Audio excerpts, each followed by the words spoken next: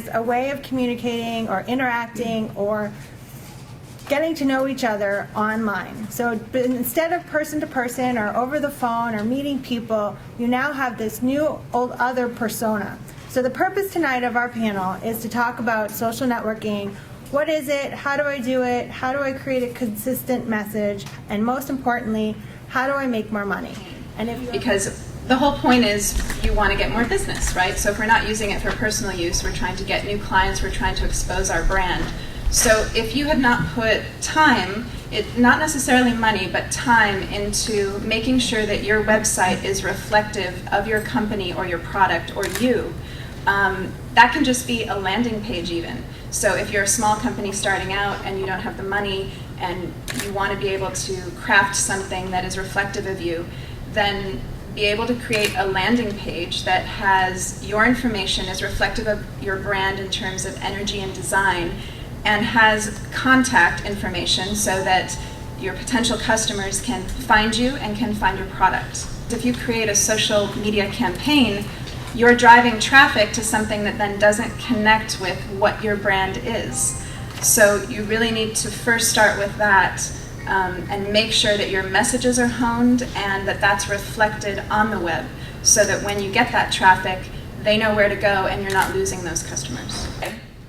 So I'm a big believer of practice what you preach. So how I've learned how to coach people on how to use social media or what strategies work is by trying and at times succeeding and at times failing miserably, right? So I think that's really important. You shouldn't be afraid to get out there and try. Twitter, if you don't like it, delete your account. Don't leave it sitting there in la-la land, but delete it. Big fan of hashtags. I hate taking notes, but I forget everything, right?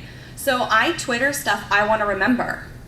I Twitter things that I thought were really interesting, so I can come back and write an article about it later, or I can reference it later, or I saw somebody said something really brilliant, and I'm going to quote them later. And this is where Twitter gets really powerful, because if you've got 100 million people saying things, and you can take what they said and you can filter it by topic, there's your market research.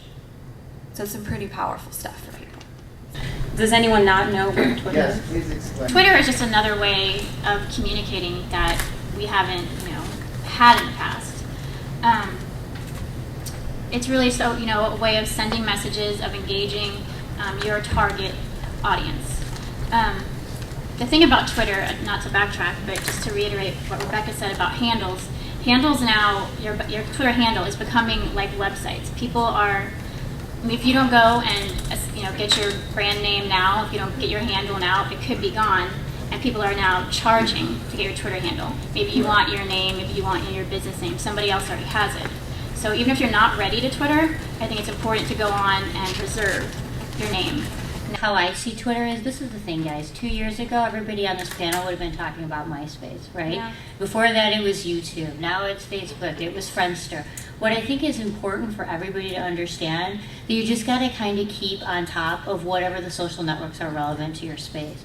So the great thing, it's actually very simple once you get into it. I know that sometimes ones that we haven't tried feel overwhelming, but you create a profile, it's free, and you basically upload your resume in a bio format, maybe in bullet point format, so that you kind of give your overview of what you do and topics, and then you can have your past history of companies that you worked with, or the types of products that you sell, and information of how to contact you.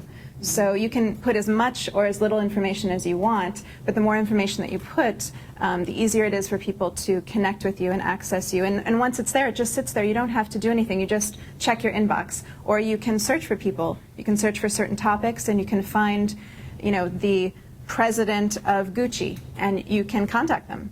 So it's an incredible tool in that way for you to access information, and then for you to just have your brand or your name there and have people be able to locate you and find you where they might not find you before. A process that you do on LinkedIn, and they will then forward if they feel appropriate and not if they don't, but 9 times out of 10 they do. So you have that personal connection, which is what, in terms of a business tool, it's a wonderful way to access people that you might not be able to access otherwise. LinkedIn and Facebook both have great help tools. Now, I say great, they were written by the same people who wrote the program.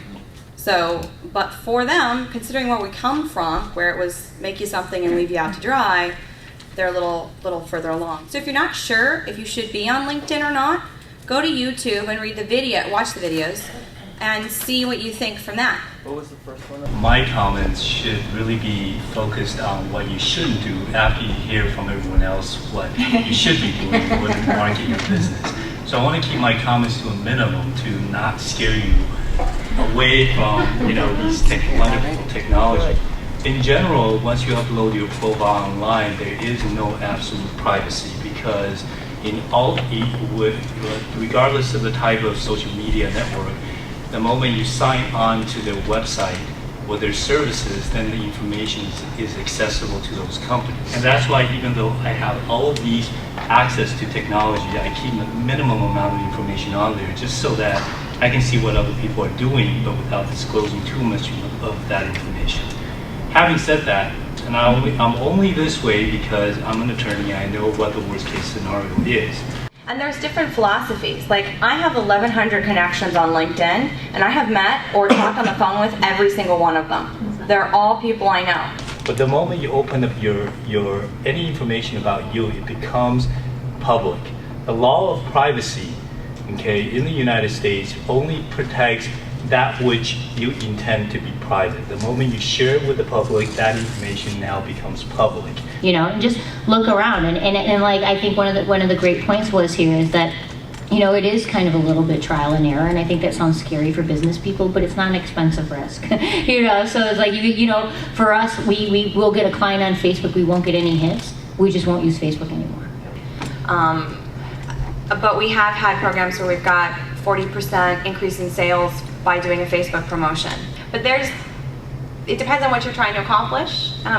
Getting results is about trial. One of the top Twitter guys in the country said one of the most brilliant quotes.